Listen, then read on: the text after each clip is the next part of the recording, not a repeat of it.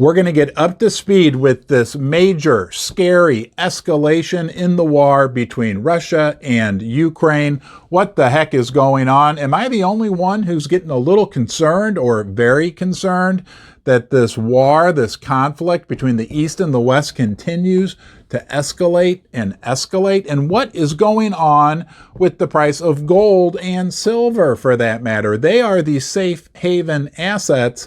But on this news this morning, we've got a pretty serious plunge in both the prices of gold and silver. We're going to talk about that as well. Let's get started right now.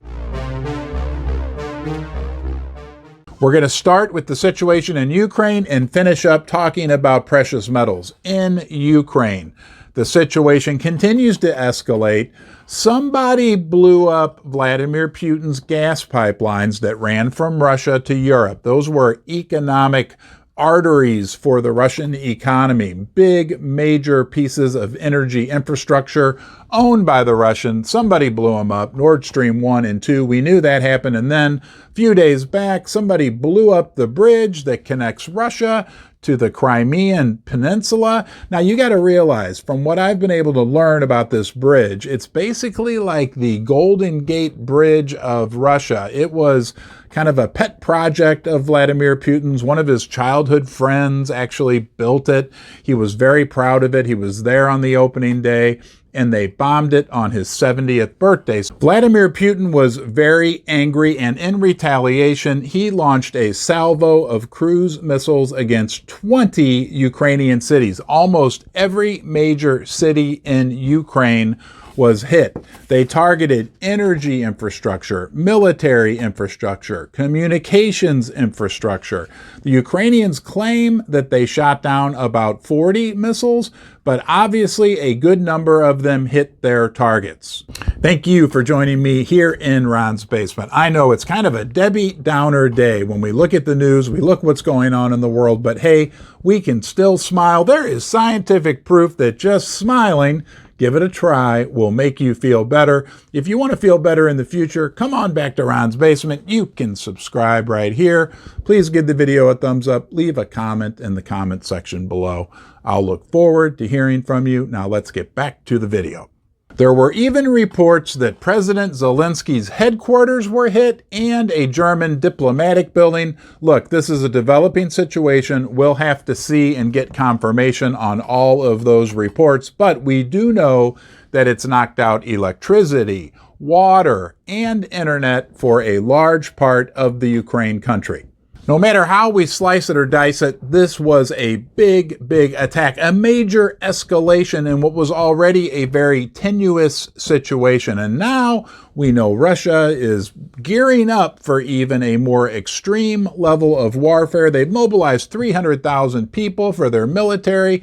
They appear to be coordinating with Belarus and Chechnya. As a matter of fact, Chechnya, I read a report that said the president of Chechnya is sending his 3 teenage sons to go fight with Russia in Ukraine. Guys, this is getting downright scary. To emphasize how much this has escalated, let me read to you a couple things. First, from Putin. He said, if attempts to carry out terrorist attacks continue, Russia's response will be severe and at the level of the threats facing it. Nobody should be in any doubt. And this next one is really scary. This came from the Russian Security Council Deputy Chairman Dmitry Medvedev. He said, the first episode is over. There will be others. I will express my personal position. The Ukrainian state in its current configuration with the Nazi political regime will pose a constant, direct, and clear threat to Russia.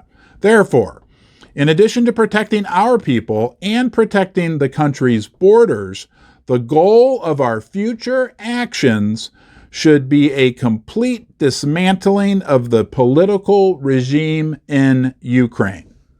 He wrote that in his Telegram account. Now, that is calling for the ouster of the political leadership in Ukraine. This just continues to escalate. And finally, this from an independent geopolitical analyst, Tom Foley. He said, "I honestly don't know what Ukraine and their supporters were expecting when they decided to attack a bridge Russia could not have made more clear was a massive red line.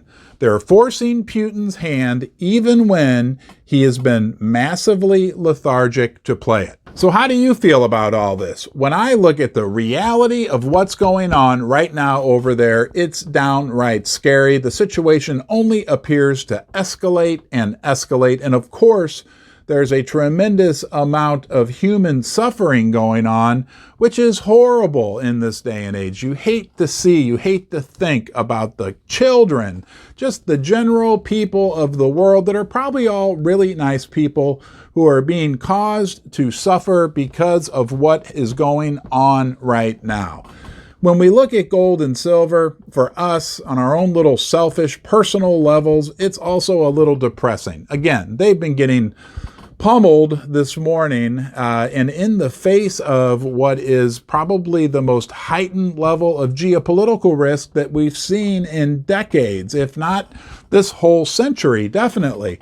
So I don't know what to say about that. My only clear thought, or only possible thought on that subject, would be possibly the dollar's going up because of this geopolitical risk. And when the dollar goes up, the price of gold and silver go down. But I would think that the geopolitical factor would provide enough support that the metals would have at least stayed where they were. I mean, that's why we buy them, right, as security during these times of turmoil. And we can't judge it all based on one morning. But I got to be honest, it's a little depressing this morning when I looked at the gold price and saw what was going on in the world. Depressing on both levels. We'll hang in there. I'll be here for you through it all. I'll look forward to seeing you next time here in Ron's Basement.